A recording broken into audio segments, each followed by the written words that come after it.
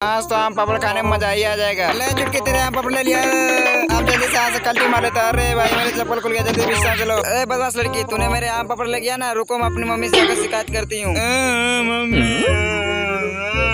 क्या आवाज चुटकी बेटा, क्यों रो रही है? मम्मी मैं आम पापड़ खाते हुए आ रहे थे, तभी एक लड़की ने मुझे आम पापड़ ले ली। ऐसे नहीं रोया करते मेरे प्यारे बेटी, है लो कुछ पैसे जाकर दुकान में ले लो। Thank you mummy. अरे बाप रे बाप, मुझे तो बहुत जोरों से भूख लगी है, चलो कुछ खा लेता हूँ। अरे अंकल आप खाना बंद करो, मुझे एक केकड़े वाले कैंडी दे दो। अरे चुटकी बेटा वहीं तो पड़ी हुई है, ले लो। अरे अंकल तो खाने में व्यस्त है, तब तक मैं चिकन स्टिक खा लेती हूँ।